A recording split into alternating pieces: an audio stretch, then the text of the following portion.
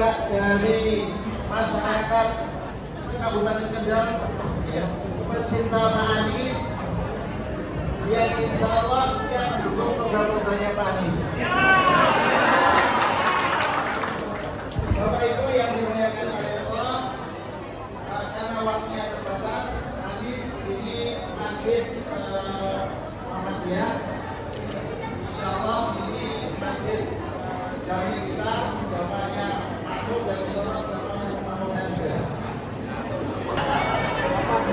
Anies sabar menunggu Anies sudah memberikan salam kepada para jamaah. Assalamualaikum warahmatullahi wabarakatuh.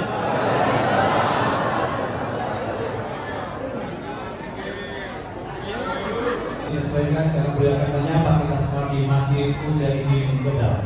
Saya naik sini saja ya.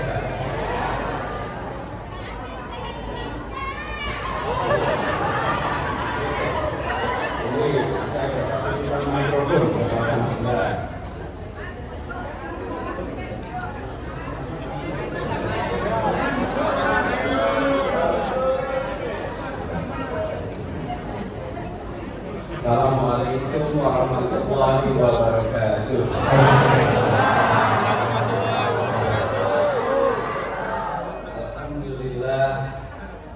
Alhamdulillah alladzi arsala rasulahu bil huda wa dinil haq yudhhirahu 'ala dini kullihi wa kafa bihi shahidan.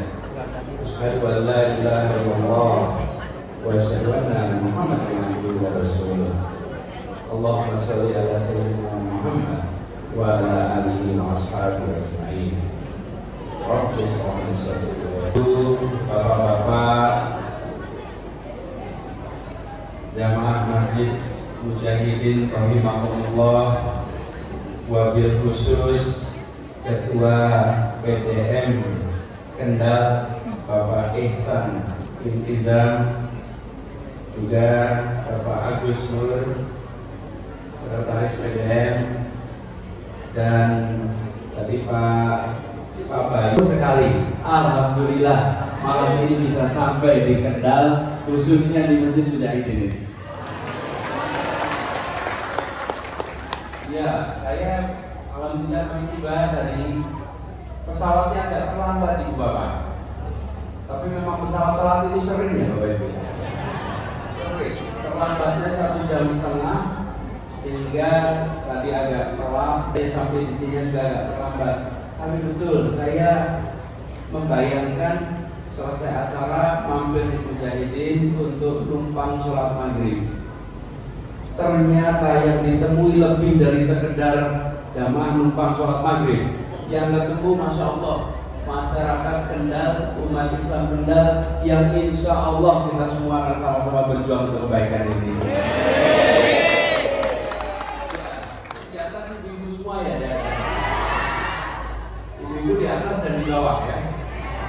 Masya Allah, saya kaget ketika ini Pak Ketua PDM ketika tiba, lihat fotonya dari menjelang sampai sini, wah kederan gitu.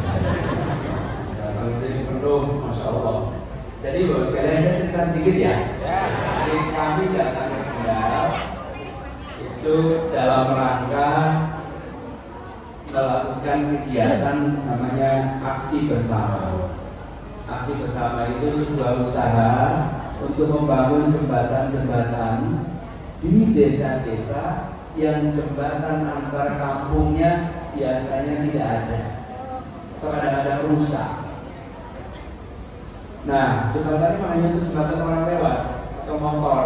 Nah, tadi salah satu yang kami datangi namanya Desa Wonosari. Di mana? Kecamatan Kendal. Nah, di sana itu ada jembatan bekas lori. Alasnya dipakai balok-balok. Jadi tadi saya lihat itu para petani itu kalau nyebrang pakai motor trail, bawa rabuk depan belakang lewat situ, dan saya sampai lihat itu antara kagum dan ngeri karena jembatannya tinggi sekali, mereka naik itu luar biasa. kami bersama nanti akan bangun. Nah, jembatannya itu jembatan yang sudah dibangun lebih dari 100 tahun lalu. Besinya dulunya dipakai untuk lori, lorinya sudah tidak ada lagi, relnya juga sudah tidak ada lagi. Saya tanya, relnya kok bisa hilang ya? Iya, karena nggak dipakai pelan-pelan hilang. Lalu jembatannya masih utuh. Nah, yang menarik Bapak sekalian, jembatan itu usianya lebih dari 100 tahun. Jadi sudah karatan, nanti akan dibangun lagi. Sambil saya lihat jembatan 100 tahun sambil batin, kita kalau bikin sekarang bisa 100 tahun nggak ya jembatannya? Karena itu kira-kira kan gini, semennya dipakai semua, besinya dipakai semua. Yang sering kejadian sekarang Bapak Ibu, anggarannya besar, belanjanya besar, sampai di lapangannya betul ya? Nah, itu masalah. Jadi lihat jembatan lebih dari 100 tahun itu, saya bilang salut nih. Insya Allah nanti kita bangun lengkap di situ, sehingga nanti para petani bisa lewat tanpa ada risiko lagi. Nah, bisa keluarin uang 400 juta. Akhirnya dibangun pakai CSA. Nah, dari situ kita sekarang berjalan banyak tempat. Siapa yang paling menderita di desa-desa kalau tidak ada jembatan itu? Ibu-ibu. Terlalu banyak ibu mengandung, meninggal karena tidak bisa dibawa ke fasilitas kesehatan. Bukan karena tidak bisa ditangani dokter, tapi karena tidak sampai ke puskesmas, tidak sampai itu. Jadi sekarang kita kerjaan itu. Mohon doanya Ibu sekalian, mudah-mudahan ikhtiar ini dapat kemudahan, dapat ridhonya, dan nanti memberikan kebermanfaatan bagi semuanya. Nah, sekarang Ibu sekalian yang berkumpul di sini, bagaimana kabarnya Kendal sekarang? Baik. Kondisi ekonomi baik.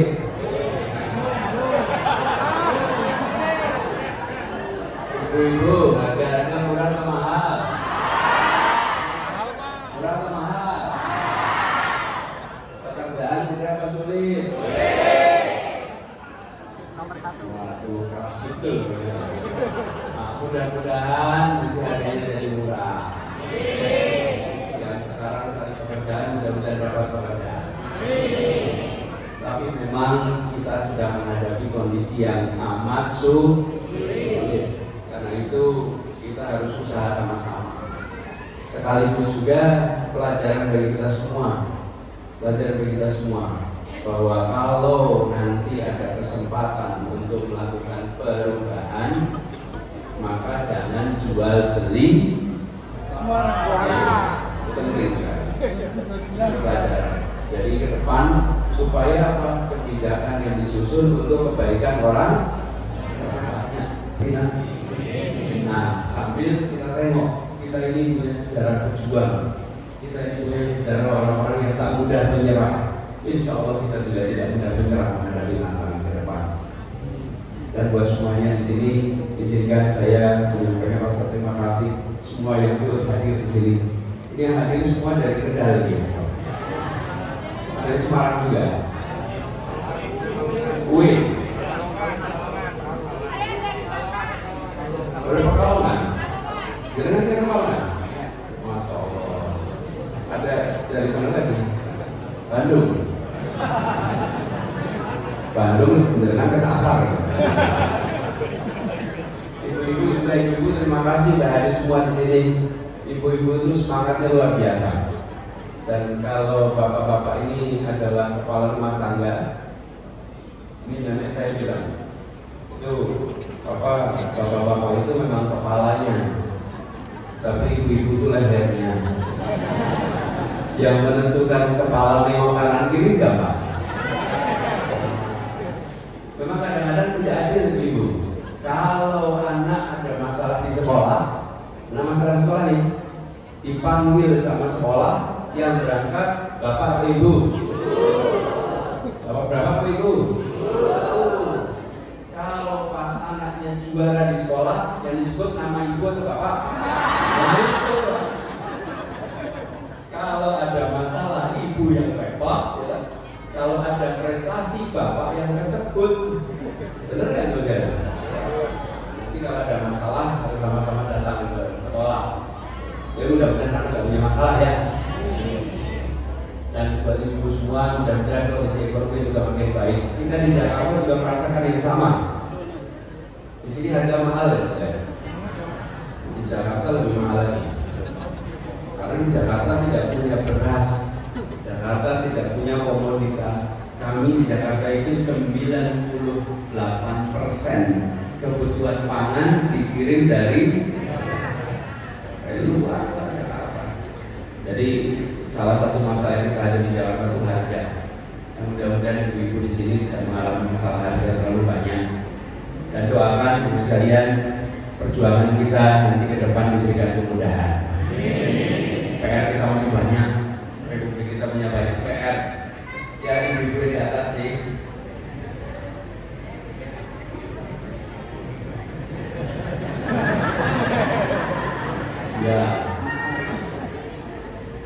Ya, saya juga pengen foto nanti. Jadi saya terima kasih sekalian. Nah, ada kesempatan boleh kalau ada yang mau menyampaikan sesuatu atau mau bertanya, tapi sedikit pendek saja. Silakan. Istilahnya menghadapi ideologi ekstrim ini dengan memperbaiki kesejahteraan. Ketimpangan itu dibereskan, karena ketimpangan itulah yang akan merangsang ideologi ini bisa jualan. Tapi kalau ketimpangan itu dibereskan, sulit jualannya. Ini jualannya kalau ada ketimpangan itulah. Nah, tentu pemerintah perlu mengantisipasi dan kita semua harus antisipasi. Tapi yang paling penting teman kami adalah soal ketimpangan. Kalau ketimpangan ada, maka ide-ide ekstrim seperti itu jualannya gampang. Tapi kalau tidak ada ketimpangan, jualannya akan sulit sekali. Kalau itu coba menawarkan ideologi itu ke daerah yang makmur, dan laku betul nggak Pak? Itulah sebabnya ketimpangan dibereskan. Kemudian terakhir nih Pak Gias, Bung Gias, dengan fakultas apa? Sains dan teknologi, kimia di UIN. Jadi UIN juga ada kimianya ya, ambilnya sains dan teknologi. Pertanyaannya ini, bagaimana generasi muda bisa optimis? Kenapa kok optimis? Hah?